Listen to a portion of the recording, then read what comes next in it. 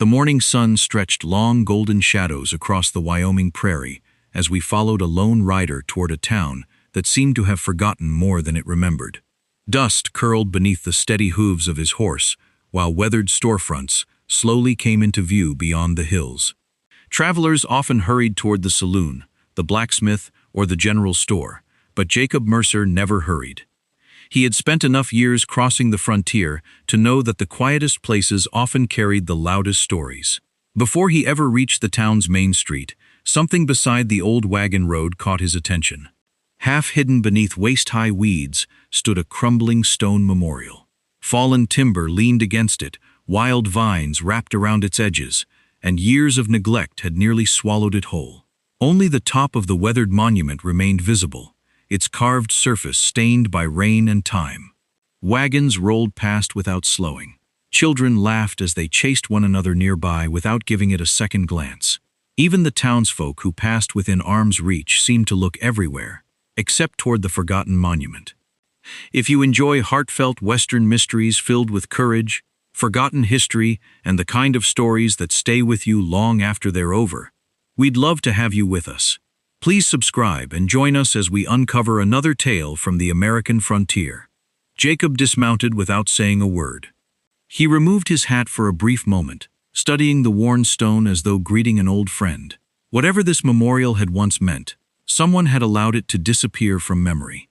He tied his horse beneath a cottonwood tree, rolled up his sleeves, and reached for the fallen branches scattered across the ground.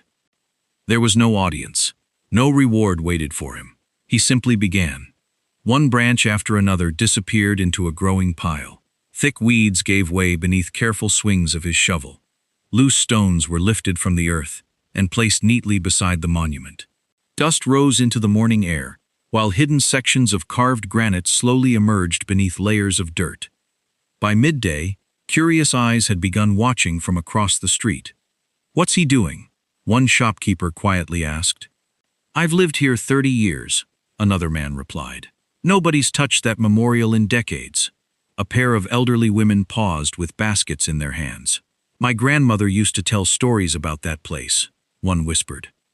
I never knew whether they were true. Their voices drifted through the breeze, but Jacob never looked up. His attention stayed fixed on the cracked foundation beneath the monument. Each loose stone was carefully cleaned before being returned to its place. Every movement carried the patience of a craftsman instead of the haste of someone trying to finish a chore. As afternoon settled over the town, another visitor approached. She wore a neatly pressed navy pioneer dress, and her auburn hair was tied carefully behind her neck. A stack of school books rested against one arm. Emma Whitfield stopped a respectful distance away, waiting until Jacob finished setting another stone before speaking. "I wasn't sure anyone even noticed it anymore," she said gently. Jacob wiped the dust from his gloves before turning toward her. "It looked like somebody should." Emma smiled sadly. "When I was little, the older folks used to gather here every spring. My father said this memorial once meant everything to this town." "What happened?" She lowered her eyes toward the cracked stone. "I don't think anyone tells that story anymore." For a moment, silence settled between them. The wind rustled through the weeds, still waiting to be cleared. Then the sound of polished boots interrupted the peaceful afternoon. Mayor Horace Caldwell approached with two well-dressed businessmen close behind him. His black suit looked untouched by dust, and the gold pocket watch hanging from his vest caught the afternoon sunlight. His expression hardened as he looked over the freshly cleaned monument. "What exactly do you think you're doing?" he demanded. Jacob calmly stood and brushed the dirt from his hands. "Cleaning what's been forgotten. It isn't your concern. It became my concern when I found it abandoned." Caldwell stepped closer. "Leave it alone." The words hung heavily in the air. Several townspeople quietly stopped their conversations to watch. Even Emma seemed uneasy. Jacob met the mayor's eyes without raising his voice. "With respect, sir, I can't walk away from something that deserves better." Caldwell's jaw tightened. "You've been warned." Without another word, the mayor turned sharply and walked back toward town. His companions followed close behind, exchanging uneasy glances. The watching crowd slowly dispersed. though many continued looking back over their shoulders at the memorial. The afternoon faded toward evening. Jacob worked until the last rays of sunlight painted the prairie in shades of amber. At last, only one broken capstone remained resting on the ground. With steady hands, he bent down and lifted the heavy stone into place atop the restored memorial. The instant it settled, a frail voice drifted from behind him. Old Samuel Reed stood leaning heavily upon his cane, his weathered eyes fixed on the newly uncovered names carved into the stone. Barely above a whisper, he said, "You don't know whose names you've just uncovered. You don't know whose names you've just uncovered." Old Samuel Reed's words settled over the evening air like the first snow of winter, quiet yet impossible to ignore. The last light of the setting sun touched the restored memorial, while Jacob Mercer stood beside it, his hand still resting upon the stone he had just lifted into place. For a long moment, nobody spoke. Then Samuel slowly stepped closer, leaning heavily upon his cane. His weathered eyes moved across the carved names as though greeting old friends he had not seen in many years. "The people buried in memory here," he said softly, "once saved this town." Emma Whitfield looked at the names with growing curiosity. "Saved it from what?" she asked. Samuel took a slow breath before answering. "The winter of 1878. Even after all those years, the old man's voice carried the weight of that terrible season. The snow came early and stayed too long. Supplies ran out, livestock died. Families went hungry. Folks believed the town wouldn't survive until spring." He paused, looking toward the distant hills. "But several ranch families gathered what little they had and shared it with everyone else. They opened their barns, gave away feed, food, and firewood. Some lost nearly everything to keep others alive." Jacob listened quietly. "And these are their names?" he asked. Samuel nodded. "Men and women, ranchers, widows, laborers. Ordinary people who chose kindness when it would have been easier to think only of themselves." Emma brushed dust gently from one of the carvings. "If they did all that, why did people forget them?" Samuel's expression darkened. "They weren't forgotten," he said quietly. "They were hidden." The evening wind moved through the prairie grass. "What do you mean?" Emma asked.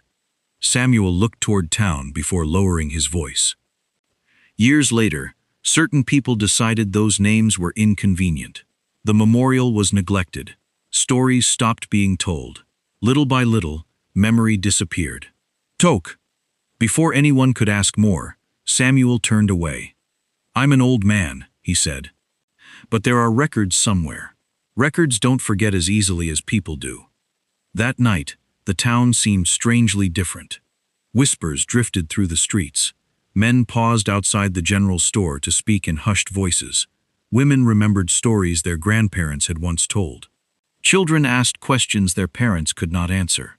And in his large office overlooking Main Street, Mayor Horace Caldwell sat silently behind his desk. The lamplight reflected from his gold pocket watch, while papers lay scattered before him. One of his business partners shifted uneasily. "It's only an old monument," the man said. Caldwell did not answer immediately. His fingers tightened around the arm of his chair. "No," he said quietly, "it isn't." The next morning, Emma Whitfield unlocked the small schoolhouse before sunrise.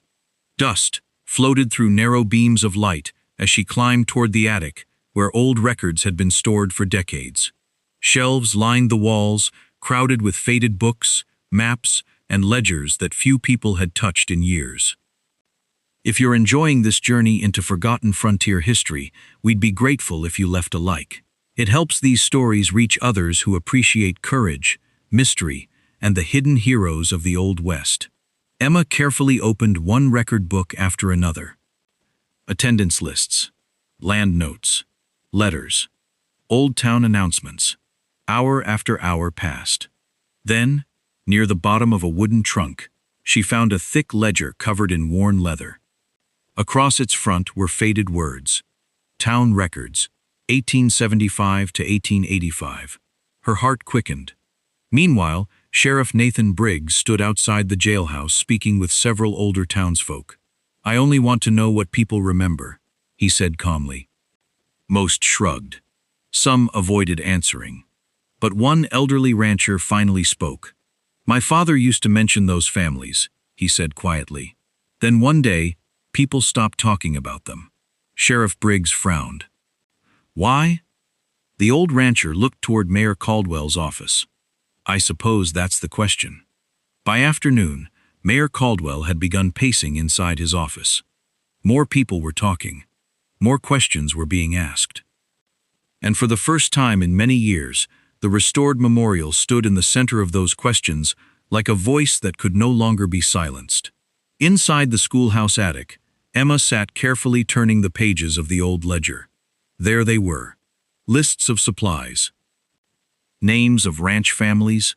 Records of food distributed during the terrible winter. Her eyes widened.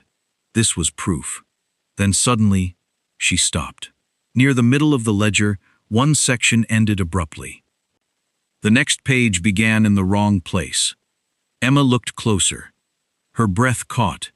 The original page was gone. Someone had carefully torn it out, and whatever had once been written there, someone had not wanted the town to see. Someone had carefully torn it out, and whatever had once been written there, someone had not wanted the town to see. Emma Whitfield sat perfectly still in the dusty schoolhouse attic, her fingertips resting on the jagged edge where the missing page had once been. The tear was old, its edges yellowed with age, yet it had been made with purpose. This was no accident. Someone had opened the ledger years before and removed only the page that mattered most.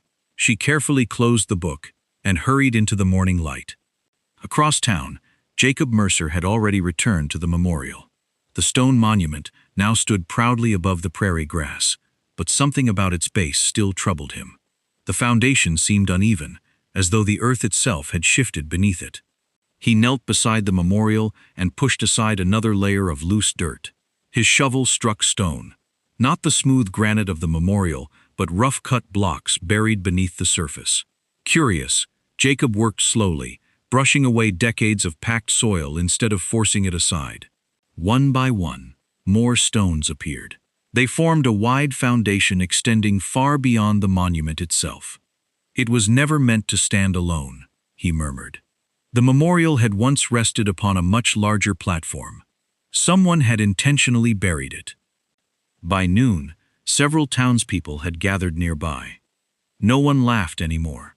No one called Jacob foolish. Instead, they watched in silence as another piece of the forgotten past emerged from the earth. Emma arrived, carrying the worn town ledger beneath her arm. "I found something," she said. Jacob looked up. "Did you? The most important page is missing." He nodded toward the uncovered foundation. "And someone buried part of this place." Their discoveries seemed to fit together like pieces of the same puzzle. At the county courthouse, Sheriff Nathan Briggs stood before rows of forgotten storage shelves covered in dust. The county clerk, an elderly woman with silver spectacles, handed him a small iron key. "These rooms haven't been opened in years," she said. Briggs unlocked the heavy archive door. Inside stood shelves packed with leather-bound record books, rolled survey maps, and property files dating back to the earliest days of the settlement. Most had not been touched for decades. Hours passed as the sheriff searched through faded documents. Then one brittle folder caught his attention. Across its cover were simple words: "Original land claims." Briggs carefully untied the worn ribbon holding the papers together. Inside were handwritten surveys, witness statements, and property boundaries, signed by the town's earliest officials. Several familiar family names immediately caught his eye. They were the very same names carved into the restored memorial. Meanwhile, Emma spread the school records across a long classroom table. Although the missing ledger page had left a painful gap, other documents began filling in the story. Old student essays spoke proudly of families who had shared cattle during the terrible winter. Letters described ranchers opening their barns to strangers. A faded newspaper clipping praised neighbors who refused payment for their generosity. Every piece pointed toward the same forgotten heroes, yet none explained why their story had disappeared. Late that afternoon, Sheriff Briggs arrived carrying the county files. Without speaking, he placed the papers beside Emma's records. Together they compared dates, names, signatures, property lines. Then the truth finally appeared. Emma looked up in disbelief. "Oh," Briggs slowly nodded. "The land changed hands only months after that terrible winter." Jacob frowned. "How?" The sheriff laid one document beside another. The families who saved the town struggled afterward. Many were forced to sell because they'd given away nearly everything they owned. Emma's eyes moved across another signature. "This name." She swallowed hard. "It's Caldwell." Sheriff Briggs nodded again. Horace Caldwell's grandfather. The room fell silent. The sheriff continued quietly. He presented himself as the man who rescued the town. He accepted public praise meant for these families, while quietly buying their ranches for almost nothing. Jacob stared toward the memorial through the classroom window. "So, he stole more than land," Emma answered softly. "He stole their place in history." Another document revealed town council instructions from years later. Maintenance funds for the memorial had been quietly canceled. Annual remembrance gatherings were removed from the town calendar. School lessons stopped mentioning the families altogether. The memorial had not simply been neglected. It had been abandoned on purpose. If this story has touched your heart so far, let us know in the comments whose quiet courage has inspired you most. We'd love to hear your thoughts as we continue uncovering this remarkable frontier mystery. As evening settled over the town, Sheriff Briggs gathered the documents into a neat stack. His expression had changed. The uncertainty was gone. Now there was only determination. "We've uncovered enough to begin," he said. "But the truth belongs to everyone." The following morning, the church bell rang across the town square. Men and women stepped from their homes. Shopkeepers paused their work. Children looked toward the courthouse. Sheriff Briggs stood on the front steps with the recovered records in his hands. His voice carried across the gathering crowd. "Tomorrow evening, every citizen is invited to a public town meeting." He paused, allowing the words to settle. "There, the original ownership records will finally be read aloud." A hush spread through the crowd. Inside his office across the street, Mayor Horace Caldwell slowly lowered the curtain from his window. For the first time in many years, the truth was coming home. For the first time in many years, the truth was coming home. The following evening, nearly every resident of the little Wyoming town gathered outside the courthouse. Farmers stood beside merchants. Ranch hands removed their hats. Children held tightly to their parents' hands, sensing that this was no ordinary meeting. Even those who had doubted Jacob Mercer now waited quietly, their eyes fixed on the courthouse steps. Sheriff Nathan Briggs stepped forward, carrying the worn county records with the care one might reserve for a family Bible. Beside him stood Emma Whitfield, holding the restored town ledger and several faded letters that had survived the passage of time. Jacob remained near the edge of the crowd, content to watch rather than be seen. When the murmurs finally faded, Sheriff Briggs began to read. One by one, he spoke the names carved into the memorial. Each name belonged to a ranch family that had shared food, livestock, firewood, and shelter during the terrible winter of 1878. He read witness statements describing exhausted neighbors arriving at open barn doors. He read accounts of widows feeding children who were not their own. He read letters thanking ordinary men and women who had given away nearly everything they possessed so the town could survive until spring. No one interrupted. The only sounds were the sheriff's steady voice and the prairie wind moving gently through the square. Then Briggs unfolded the final set of documents. "The county records also show," he said, "that shortly after those families suffered financial hardship from their generosity, large portions of their land were purchased at unfair prices by one man." He paused before speaking the name. Horace Caldwell's grandfather. A wave of quiet disbelief moved through the crowd. The sheriff continued. "The records further reveal that he accepted public recognition meant for these families, while later town officials removed the annual memorial gathering, ended its maintenance, and allowed this monument to disappear from memory. Every eye slowly turned toward Mayor Horace Caldwell. Gone was the confidence he had carried only days before. His shoulders sagged beneath the weight of the truth. He opened his mouth as though searching for words, but none came. There were no angry shouts from the crowd, no cheers at his downfall. Only disappointment. Sometimes silence carries a greater judgment than any accusation. Emma stepped toward the restored memorial, with a newly carved bronze dedication plaque in her hands. Together with several townspeople, she carefully secured it beneath the weathered stone.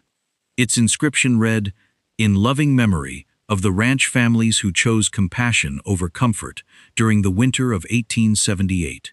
Their sacrifice gave this town another spring. May they never be forgotten again." Many in the crowd wiped tears from their eyes. Several elderly residents quietly spoke the names of grandparents and great-grandparents they had never fully known. Others realized, perhaps for the first time, that their own families had owed their survival to strangers whose kindness had been erased from history. Before long, descendants of those forgotten ranch families stepped forward one after another. Some carried faded photographs. Others held worn family Bibles. One elderly woman gently rested her hand upon the memorial and whispered, "Grandfather." They finally remembered. Jacob watched from a respectful distance, saying nothing. He had done exactly what he believed was right. Nothing more, nothing less. As the evening drew to a close, he quietly saddled his horse beneath the old cottonwood tree where he had first stopped only a few days earlier. He tightened the saddle straps, adjusted his weathered hat, and prepared to continue down the trail. Emma walked toward him with a warm smile. "Will you stay for the dedication?" Jacob looked back toward the crowd gathered around the restored memorial. Children laughed softly while families shared stories that had almost been lost forever. Then he smiled. It was never about being remembered. His eyes rested upon the names carved into the stone. It was about remembering them. Emma nodded, understanding completely. Just then, a small boy stepped out from the crowd, carrying a handful of fresh prairie wildflowers. He knelt carefully before the memorial and placed the flowers at its base. No one spoke. For the first time in generations, the whole town stood in complete silence. It was the kind of silence filled not with emptiness, but with gratitude. The forgotten had been remembered. The hidden had been brought into the light. And a town that had nearly lost its own history had finally found it again. As Jacob rode slowly toward the open prairie, the setting sun bathed the restored memorial in warm golden light, a quiet reminder that truth may sleep for many years, but it never disappears forever. Thank you for joining us on this journey across the frontier. If this story touched your heart, please like this video, subscribe for more unforgettable Western mysteries, and share it with someone who believes that kindness, courage, and honor are always worth remembering. Until our next adventure, may peace travel every trail you follow. Sometimes the greatest heroes aren't the names carved in stone, but the ones willing to uncover them.